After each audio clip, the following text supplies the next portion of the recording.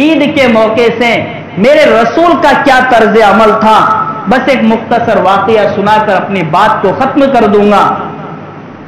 عیدگاہ میں ابو بکر و عمر پہنچ چکے ہیں، عثمان و علی پہنچ چکے ہیں، تمام صحابہ عیدگاہ پہنچ چکے ہیں۔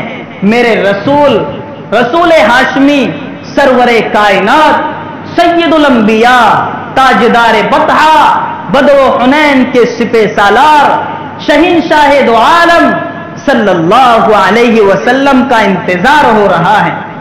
میرے نبی حسن حسین کو کندھوں پر اٹھاتے ہیں، عیدگاہ کی طرف روانہ ہوتے ہیں۔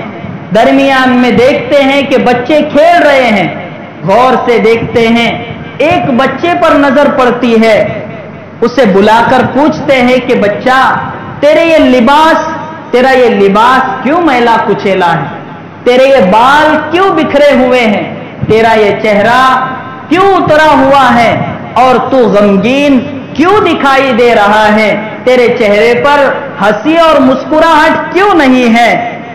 میرے دوستو، بچہ کہتا ہے کہ اے رسول، میرے بابا نہیں ہیں، میرے والد نہیں ہیں، اس لیے میں نے اچھے کپڑے بھی نہیں پہنا ہوں، میں نے لباس بھی صحیح زیبتن نہیں کیا ہوں، میں نے اپنے بالوں میں کنگھی بھی نہیں کی ہے، میری ماں بھی نہیں ہے کہ مجھے کوئی نہلاتا دھلاتا۔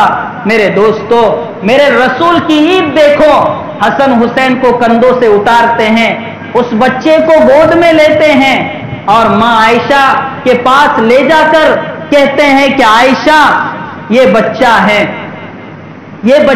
اسے نہلانا ہے، دھلانا ہے، کپڑے پہنانا ہے، کنگھی کروانا ہے، اور جب تک یہ مسکرا نہ دیں، یہ ہنسے نہ، اس وقت تک اس کی خدمت کرنی ہے۔ اس کے بعد ماں عائشہ سے ارشاد فرماتے ہیں کہ عائشہ، تو پانی ڈال، میں اس معصوم کا سر دھوؤں گا، تو پانی ڈال، میں اس معصوم کا سینہ صاف کروں گا، تو پانی ڈال، میں اس معصوم کا میل کچیل دور کروں گا۔ ماں عائشہ پانی ڈالتی ہیں، رسول اپنے ہاتھوں سے نہلاتے ہیں۔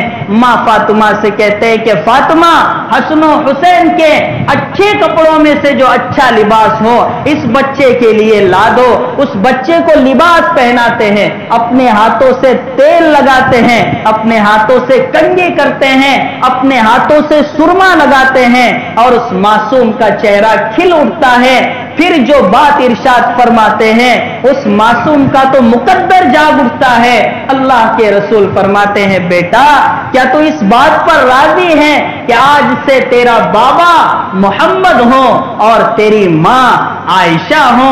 بچہ کہتا ہے، اللہ کے رسول، اس سے پیارا تو سودا کوئی ہو ہی نہیں سکتا۔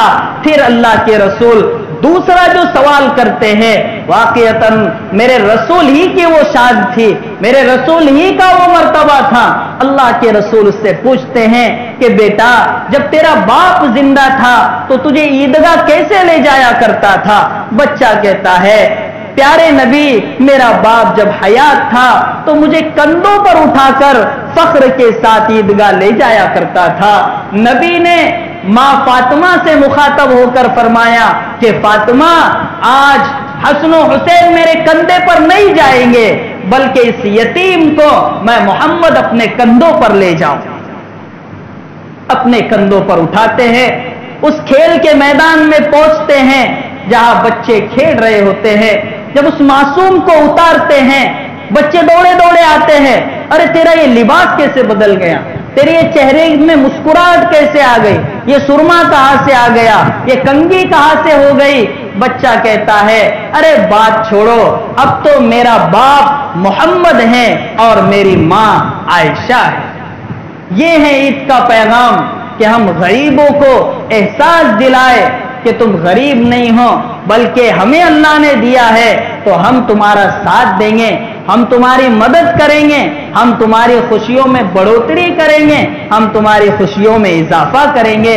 ایسی ہوتی تھی میرے نبی کی عید۔ اس لیے اللہ سے دعا ہے، اللہ تعالیٰ ہم سب کو عید الاضحیٰ کا پیغام سمجھنے کی توفیق عطا فرمائیں۔ وآخر دعوانا ان الحمد للہ رب العالمین۔